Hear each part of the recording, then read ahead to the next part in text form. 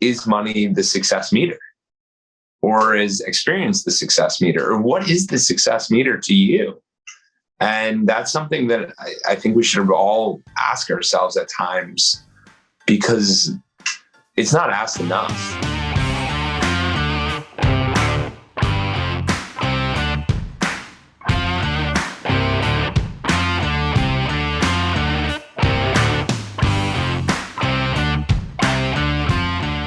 What's up, everyone? Welcome back to Campfire Capitalism. I am your host, Desmond Dixon. And today we got my main man, Mr. Jordan Edwards, here on the Campfire. So Jordan has traveled around the world, from Thailand to Israel to Rome and back. I love that fellow traveler. He has met with the most influential leaders, founder of Reebok, Joe Foster, celebrity comeback coach Tim Story, and Super Bowl MVP Ron Jaworski. Hopefully I'm saying that right. Through his podcast Clocked In, which I love the branding with that, with Jordan Edwards. Now he's providing those insights about the unknown to audiences and his clients. He is helping businesses removing merchant processing fees. Jordan, man, welcome to the show. Thank you, Desmond. Excited to be here. Excited to be on. Dude, I'm stoked, man. Yeah. I know we met a couple of months ago, and I was like, man, we vibed. And I was like, man, I love this guy, man. Like, he kind of like, cut from the same cloth. And I was like, man, I know our fellow Campfire capitalists will love to hear this guy's story. So let's kind of get to know you a little bit and like dive into your journey, my man. So tell us how Jordan became Jordan, man. And like, how did you, go on this path of, the path that you went on? Absolutely. Yeah. So for me, it was interesting. I grew up in New Jersey, middle-class family. We did well.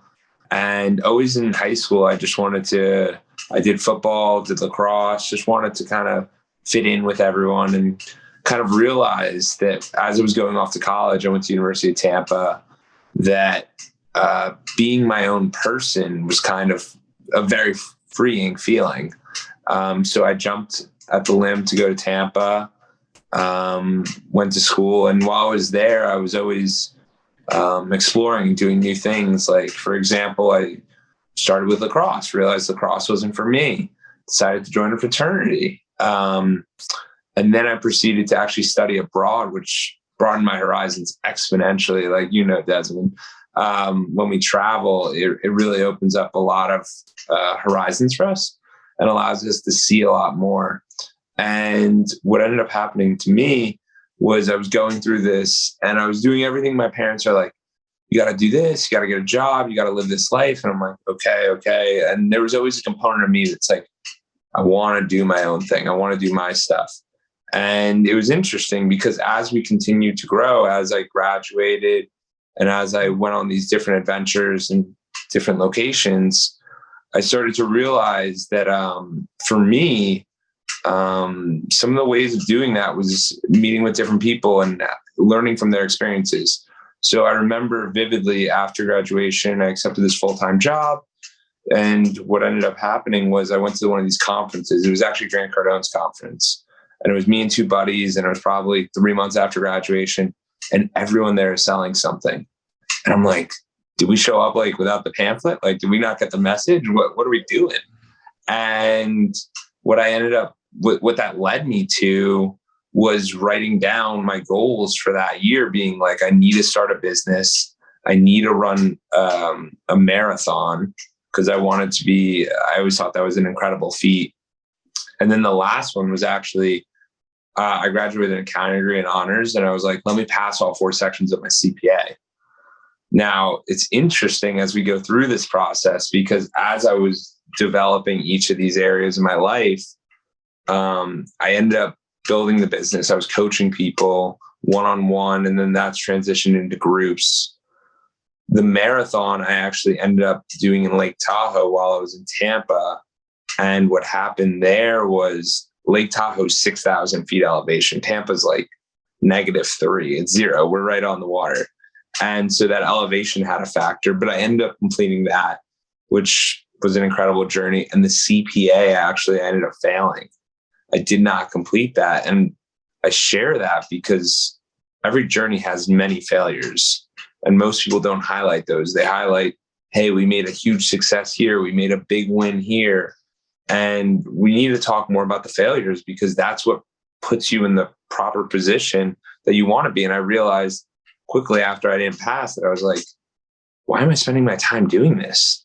Is this a waste of my time? And I think that's something that a lot of people should ask themselves, is this the best use of my time? Right now, what I'm doing, whatever that may be. So I continued on that path and grew the group. And then I started getting into, like you mentioned, Desmond, a little bit about a little merchant processing, credit card residual income. And yeah, it's been kind of an awesome experience, just seeing how the world's constantly changing, looking for new things to do, looking for new opportunities, meeting new people. It's been an amazing run so far. Dude, that's sick. So one thing I want to kind of unpack with you just real quick is I'm just curious about your travel journey, right? And like how that opened to see, like, going to see the world. How did that shift, your mindset or change the trajectory on the path that you're going on, right? So like, how did seeing different cultures affect your path, essentially? Yeah, that's a great question. One of the things for me was, so before I went to that trip to, I studied abroad in Rome. My first international experience was going to, actually, I did Birthright and we went to Israel for 10 days with my cousin and my brother. And that was kind of an eye-opening experience, but that was very leader-led. So we got to experience these different things, but it was a very like structured experience. Where when I went to Rome, it was just a free-for-all. There were so many countries, there were so many things to do, there were so many activities. And I realized that for me, I'm the adventure person. Like Desmond's the adventure guy. You could tell, like we were talking about before, because there's many people who will sit there and be like, yeah, I just want to drink. I just want to just enjoy my experience that way. That's totally fine. Or I just want to sit here and not do much.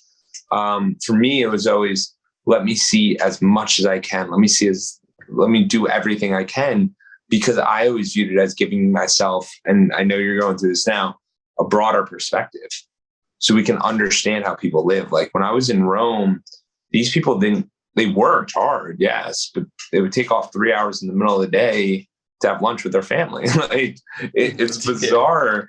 And in the US, we see it all the time where it's work, work, work, work. And that's not the way we need to live. Like we can definitely live that way. And a lot of people do, especially in New York City or in LA or Chicago. It's the demand, and it's one of the top things, and we don't realize it. But for us, it's a lot better if we can manage our lives in many different ways. So back to that international travel, what it was for me is I realized it was something I really enjoyed, that learning and seeing cultures and seeing how they went. And then I ended up going to Thailand with my buddy Charlie, and we were able to see these places where they were living on much less than we were, and they were significantly happier at times. And that was a very fascinating concept to me, because it's like, it made me realize that, is money the success meter, or is experience the success meter, or what is the success meter to you? And that's something that I think we should all ask ourselves at times, because it's not asked enough. It's usually just, hey, like, you're making a lot of money. Great. Cool. I can never go on an international vacation. Is that what I want to do? I don't know. You have to figure that out for yourself, and you have to weigh the pros and cons, and you have to realize these things. Because like, what is it that makes life magical? When are you the most happy? And these are some of the questions I would ask myself, because it allowed me to redefine where I was going and where I wanted to go, and where that era was. So it was interesting. During COVID, I ended up, this was a wild one. So during COVID, I was deciding that I was going to leave Tampa and travel around. But all of my friends, everybody, the two kids I was going with, they both left. Then I would ask friends in Tampa, they didn't want to go. And then this girl I was talking to for a little bit, I was like, hey, like, do you want to go on this wild trip with me? We're going to go to Denver for a month. And then I don't know where next, but we're going to go to Denver for a month. And it was a lot of back and forth, but she proceeded to go yes. And going on that trip, we ended up going to Denver for a month, Salt Lake City for 3 weeks, Nashville for 6 weeks. And then we each went home for a little bit. And then we went to Charleston and then one other spot in Florida. But it was really eye-opening because just accepting the challenge is sometimes the biggest thing for us. Sometimes we sit there and we realize that there's so much opportunity there that you don't know what the path's going to look like. Like, do you agree with that, Desmond? Absolutely, man. It's going into the unknown. It's like either it can go terribly wrong or terribly right, but either way, it's learning and all of it and expansion and all of it. Then you realize when it goes wrong, it's not as bad as it goes wrong. Like I told you about my story. Yeah. Right. I had that moment of like, do I want to be here? No. And I made a decision. Like I'm traveling for the freedom. Right. So it's not as bad as it, the downside. Dude, I vibe with a lot of the stuff you just said, especially with the just like really challenge yourself and sending it. I think that's super, super critical. Something I wanted to chat with you real quick about is let's unpack this, man. Okay. So living an exceptional life, right? When you live an exceptional life, I'm super curious to hear your take of what that specifically means and how can people develop an outline of what an exceptional life looks like? Yeah, for sure. That's a great question. So another thing that happened in my past was I was realizing that people were gauging their winning in life based on the amount of money they had. And I wanted to live a life, not saying money is super important, but it's a vehicle and it's utility. But what ended up happening to me was I realized that life is 5 pillars. And this is the 5 pillars of Edwards Consulting. It's mental health, because it's finally getting talked about, but it's a very big issue that a lot of people have had. It's physical health, because without our vessel, we can't go anywhere. We need to be in that pristine health. Then it's community service philanthropy. And when I say that, a lot of people go, Jordan, what does that mean? I don't do anything. And that could be, for me, I was on the alumni board for my fraternity. I do some stuff with the school. I help. Sometimes I go around and like help homeless people. Like you literally just spend $20 at the food store and give them some water and bananas, and like it makes their whole day and it gives you a whole new perspective. But it's even philanthropy. It's donating to an organization. It's donating your time. Then the 4th one is relationships, whether that's personal relationships, family members, girlfriend, boyfriend, whatever you want that to be, or it's business relationships, whatever that may be to you as well. And then the last one is spirituality. And spirituality can be whatever you want it to be. It could be meditation. It could be a religion. It could be anything. But it's just getting in touch with that higher self and meditating and slowing down and deciding where that is for you. So I realized that when I'm doing well in life, it's because I'm grading each of those: mental health, physical health, community service, philanthropy, relationships, and spirituality. I rate them on a 1 to 10. And this was how I had my first coaching session with somebody. We were talking about the financial stuff, and I realized that we can talk about that, but we have to understand our life first. And when you ask yourself these 5 questions and give it a 1 to 10, and then we give ourselves what's a 10 look like, and we describe that difference between, hey, maybe physical health, because that's a really easy one to understand. It's like, maybe I'm a 5 right now because I don't feel the best. I'm not sleeping the best. I'm not working out that much. 10 is I'm working out 3 days a week, whatever that may be. Everyone's got their own thing, but at least you have a goal to work towards. So my thing was always, if we're able to grade ourselves and look at ourselves in some sort of way and measure and monitor it, it will make all the difference. Because a lot of the time we just aimlessly live our life, and it's like, oh, did we get that deal? Did we go on that? Like, you know what I mean? And there's a lot more to life than just getting the next. And you have to realize that you have to be comfortable with yourself in the now. Yeah, the 5 pillars. So let me ask you this, man. So, when you're working with, these different people and obviously in your own life, have you found that it's important sometimes in order to get that 10 in each of those areas, each of those pillars, that maybe you need to take a step back in order to move forward? Like maybe you need to get your head out of the sand and look around, before you start grinding or going hard again. Like, do you find that pretty prevalent, or do you see cases of that? Yeah, I mean, that's one of the biggest things is what you just brought up right there. I think too many people operate inside of their own circle. And when I mean that, I mean, you'll have, let's go with one of my buddies, a friend, your Wall Street trader, right? You're just going to be talking to Wall Street traders all day. And then you got maybe your partner, and then you got your family. But most of the time, you're just talking to traders. So you know everything about trading. Phenomenal. But does that mean that you know about different aspects in different areas? So that's why I always look, instead, like you said, lift your head up out of the sand, and you can actually look around and go, wow, that guy does that, and he makes that much, and he lives and he only works those many hours. That's really cool. How does he do that? And without that curiosity, we're just going to be stuck in the rut, and we're going to be stuck in that area. It's so important for us to realize that you could have a gym group or a softball team or anything. The more people you talk to, the more relationships you have, the more broader it's going to be. And that's going to provide a lot of opportunity for you down the line. So I think absolutely it's pivotal to sit there and go, hey, we can say all this stuff, but we really need to implement it. And we really need to sit there and question this more often than just the one time of, hey, I think that was a cool exercise. That's why I say do them on a monthly basis if you can implement it. And it will be a good way for self-reflection, because there's so many times where we just don't realize where we want to go. And you can't get intentional without having a real direction.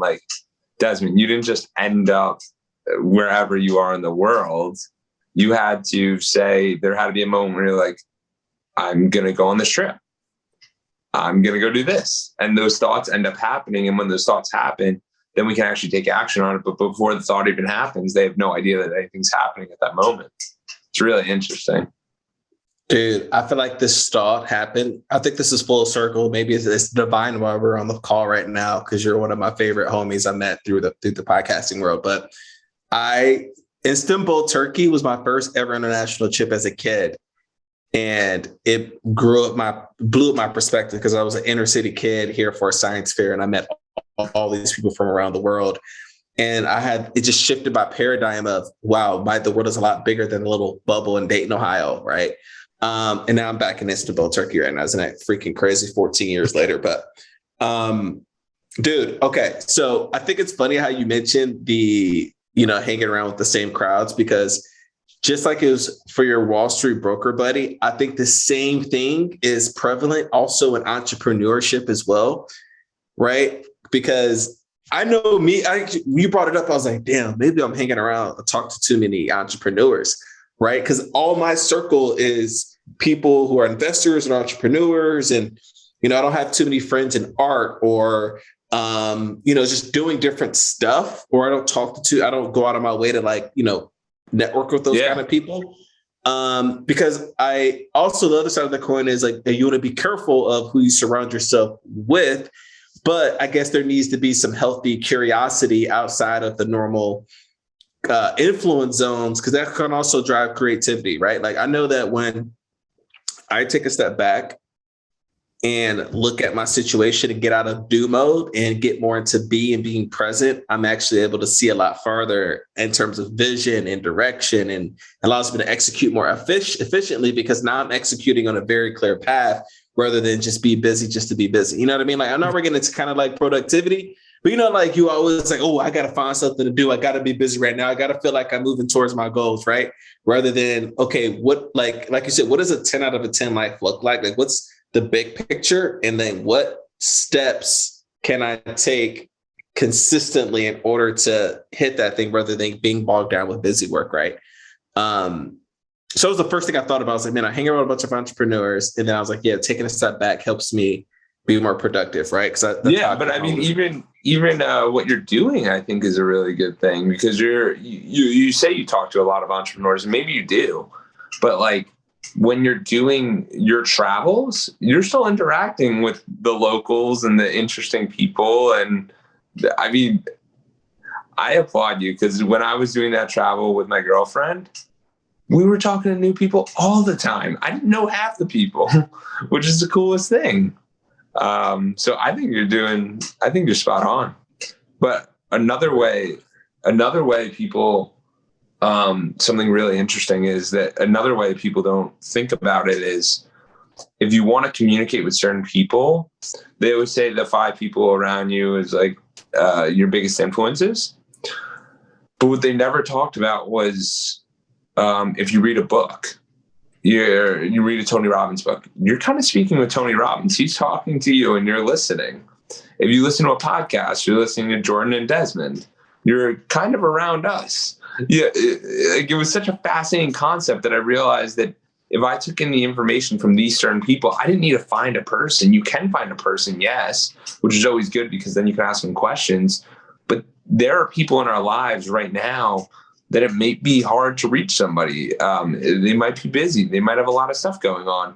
But if you just throw on, I don't know, art podcast, you could put it on for 10 minutes. You could put it on for 20. You could put it on for nothing. But you can learn there's so many mechanisms of learning nowadays. It's insane. Man, dude, that landed. I'm actually probably going to go explore in different. I don't even think I've been in another category of my I listen to like the same 6 or 7 podcasts, man, over and over again. They're all in the same genre. That landed. Yo, so I had a coach at one point in life, and this dude told me this little interesting tip about, because this is when I first started reading books really heavily.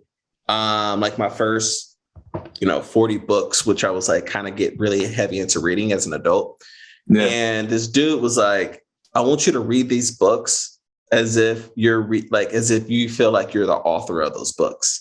Maybe that sounds super conceited, but I was like, imagine like you are writing the words, like you are the author of that book. And like the way the way it hit me internally just was way different, man. Like I was like consuming it more effortlessly, so to speak, right? Yeah. Sometimes you can get to a book lull, you know what I mean? Like where you're like in a lullaby reading the book, like, oh man, I missed that. I missed like the last 15 minutes because I was just like zoned out, right? Yeah. So I thought that was a really good productivity hack, but I'm gonna take that one too with imagine that I'm like being curious and learn different things from podcasts and books. Yeah, I think what you brought up is so cool, because if you go through things with different perspectives, it gives us different viewpoints on the whole thing. Like you could watch a football game, you could participate, or you can coach. Like there's many different players on the field, and there's different spaces and different things. So I think that's cool how your coach said, if you look at books differently, like as if you're the author, it kind of it motivates you to be informed about the reading. I think that's really cool. I like that. Yeah, it was pretty clever, man. It was pretty clever. I was like, oh, that's a good hack. So dude, man, talk to me about like podcasting, bro. Like talk to me about your podcasting journey. Cause I remember you told me some crazy story about podcasting, and I'm like, yeah. So talk to us about your podcast journey and what inspired it. And then we'll kind of unpack it from there. Yeah, for sure. So for me, I think action is one of the major things. Like we all got to take action. And what happened was me and my buddy Franz, we were doing 75 hard at the time. 75 hard is this challenge. It basically says how you're supposed to work out twice a day, not drink water, like drink a lot of water, read a book, take a picture, and I believe that's it. Maybe there's one more thing that I'm missing, but essentially that's it for 75 days. And as we entered COVID, I was doing this 75 hard at the same time. And what ended up happening was we would, instead of on the week, oh, you're also not supposed to drink alcohol and you're supposed to eat properly. So me and Franz, we would find these different activities on weekends to do. So we ended up going to this airport in Naples, and it's like a 2.5 hour drive or a 2 hour drive. Like, it was definitely a trip. We go there just for the airport show, and we're like, okay, like, let's see what's going on. We start talking to this guy inside of the airport, and his name was Wayne Ogden Smith. Now, Wayne was it was a Vietnam War exhibit, and he was the guide. He was just showing us around. And at the end, he goes, "This is my wall." And his wall was that he was a prisoner of war for 7 years. Right on the spot, I literally sat there and I go, "Wayne, I have a podcast. I'd love for you to be on it." And that's how I found my first guest. And it ended up, I didn't have a podcast at the time. I literally did it because I wanted to meet him and I wanted to hear his whole story without me being pushy, without me being inappropriate. I wanted to hear his story. And he ended up, we did it for like 10 minutes and then it was too busy. So he's like, "Come back to my house the next week."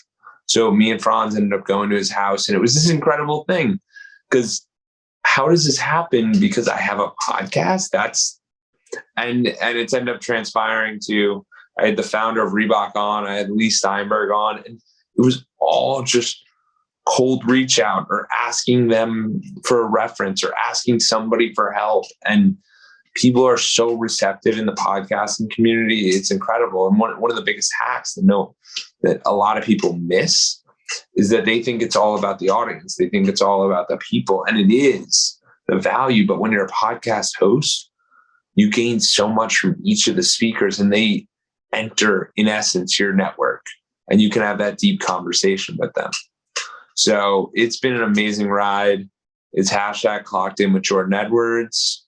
We're at like 75, 76 episodes, been going on for like 1.5 years. And it's just a fun journey because I got to meet so many different and unique people.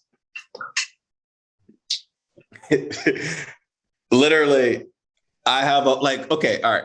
I have a podcast. Like, where did this manifest, man? Like, was it something you always thought about and it just like came out right then and there? Like, this is my moment. Yeah. Or was it literally like, how can I get this guy sit down and give me his story? Well, the thought was, so I also have to preference that I said, how do I get this man's story? And I just said the podcast thing, and we recorded this in February. I didn't post anything until June. So there was the overcoming of, hey, I've gotten this. How do I actually post this? How do I do all the back end stuff? So what happened though, over those 3 months, I realized that, hey, there were basically like 3 things I wanted. I wanted to interview influential people, learn about their stories, and basically get coaching sessions from them for free, which is what ended up happening. 2 is I wanted to record these conversations for the entirety of my life. Like, I wanted to have these conversations so that my grandkids can look and go, what did Jordan do in his mid-20s? And I realized that this was a great mechanism of doing it. And 3rd, I wanted to build awareness for what I was doing and like the coaching and people. I wanted to provide value to those listening and learn how to live that exceptional life and how to clock in, and not clock in a bad way, but clock in and like, hey, we're putting in the work right now. So that was kind of my take on it, because you're very right, Desmond. It did take me several months to get the courage to go, all right, we're putting this out. Like, I had to find a friend to get the audio file to encrypt it and change it up. Like, there were factors in there. But yes, in that moment, I was like, man, this is really cool, and I'd love to do this. So I commend. Yeah. I was going to say, I commend you, because it could be so easy talking yourself out of things because of overanalyzing and self-sabotaging through deflection and stalling, right? It's the difference if there's a technical issue, right? There's obviously some personal development there where it's like getting over perfectionism, but I think sending it is so healthy. Like, because even if you fail, you're making progress. you essentially get better as long as you stay in the game, right? Man, so that landed, man, like that's in anything, right? It could be working out, it could be a diet, it could be meditation, it could be reading, it can be going to, networking more, right? Just like sending it, like just straight up. Well, I'm the heat of the moment, send it. I think you bring up an awesome point and that was the whole point of 75 Hard. Because it was this idea that you're supposed to, and it was Andy Frisella who came up with it. You can look it up. And the whole point of it is to build up the consistency and realize that we spend a lot of our time in days where we don't do too much. And if we do have the consistency of doing that same activity each and every day, then we will get better in time. Like, notice how I told you my podcast, I have 75 episodes. One point it was one episode. At one point it was no episodes. And then when you look up and it's 300 episodes and now there's people following you and all this stuff happening because of it, it's a reference. You know what I mean? But you can't get started without a reference. Like, you got to get started somewhere. Yeah, that landed. The podcasting, man, is definitely changing my life. I've only been doing it. I think we're shooting this episode at the end of May. This will come out to August. So for the audience, for reference. And I'm freaking hooked, man. Like hooked, because like you said, you learn so much and you have so much freedom with it, because at the end of the day, you can, in a way, you can do what you want. Like if you need to reschedule, if you want to switch up the theme, or you want to switch up the structure.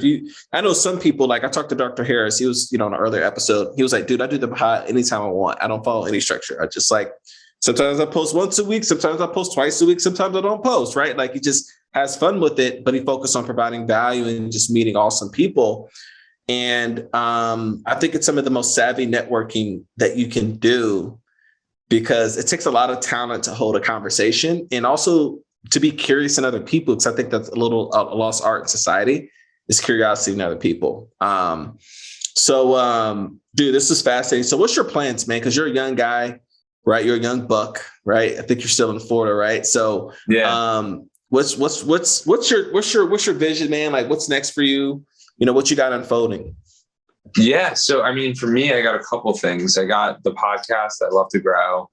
I have a Monday night group, and it can be whatever night, but I have a group in which case we talk about a lot of these concepts. So I'd like to share that if any of your people want to come on, they can just shoot me an email. It's Jordan@edwards.consulting, and we could jam out and see if it's a fit and see if it's something for you. That's one thing I got going on. And then I also hopped into the merchant processing space, which is credit card transactions, which is super interesting because it allows you to build a residual that not a lot of people, like you said, not a lot of young people are focusing on. Like, and everyone talks about it. Like, you need the cash flow to survive. You need like whatever it is you want to continue on your journey. But without that, we're not working towards that. But I do see myself doing some more like speaking engagements and kind of just sharing what I've learned and what I know with different individuals. But the world's a fast changing place. We never know what's coming next. Exactly right. Curveballs right down. 12-6, baby. 12-6. In the dirt. Cool, man. That's fascinating stuff. I definitely want to, chat with you more about, all the things that you have going on. So you talked to us a little bit about this group coaching, man. I'm pretty fascinated with it. I think your mental modeling is pretty interesting, and how you solve problems is pretty unique. So, like, what's the purpose of, I guess, the group coach? Because obviously you were killing it doing one-on-one and decided to do the group format. So, like, why the group format? And just kind of give us a little taste of what it's all about. Yeah. So what ended up happening was, when I was doing the one-on-one, it was fine, but it's just, it's like you, Desmond. It's like you want to control your life and create a life that you want. And I was finding that when I was doing the one-on-ones, it was very, you're at the beck and call of everyone. And it just became somewhat, you're trying to manage it, but you're trying to manage your life too. And it's just, you're juggling a couple of different variables. So what I realized was that if I do a group coaching, and if I throw everyone in a group together, and it's basically called the concept of a mastermind. They talk about it in some books, but basically I run it as you show up, what's a win that you have? And people would just say a win of today or win of the week or win whatever they want. And then we have an accountability format because we meet weekly. So they'll talk about the accountability. And then I bring 2 to 3 discussion topics that are just kind of interesting and provoking, whatever they may be. And then we close it out with an action step and then something we're grateful for. But the amazing thing is that when you have those conversation topics going on with the group dynamic, you get every single person's perspective, in which case you're rounding out a perspective significantly faster than you would if you called every single person. Now, there is a groupthink dynamic, but it allows me to kind of have a fishbowl of like, hey, I can see what the world thinks about this. I can see what people think about this. And when you're talking to more people, it allows you to broaden your perspective. And that's the goal, is to get a perspective where we understand the world. So that's one of the key things. And it can be very challenging. But Desmond, I think you're doing a great job of it, traveling, interviewing these people, doing all these different activities. It allows you to broaden your horizons. And for anyone listening, I would say, if you can figure a way to speak to more people about more topics, whether you're interested in them or whether it's something that you want to help them out with, I think it will definitely help you understand the world in a greater way. Boom. Boom. Get out of your bubble. Get your head out the sand. Have some fun, right? See different things. Get different perspectives. Absolutely. And even the new perspectives, that could be as simple as like just doing something that you don't usually do. And that doesn't have to be crazy and go on a big European trip. It could be simple as, hey, I've never went to, I don't know, the carnival, whatever you want to do. Like, just do something you've never done before. Do something you haven't done before. Three-legged midgets. Yeah. Let's see some three-legged midgets. Oh, man. Oh, this is sick. Yo, so I think we have your information. I know we do for sure. So guys, links are in the chat. Definitely hit up my man Jordan. His email is, I think you said jordan.edwards@edwardsconsulting.com. Is that right?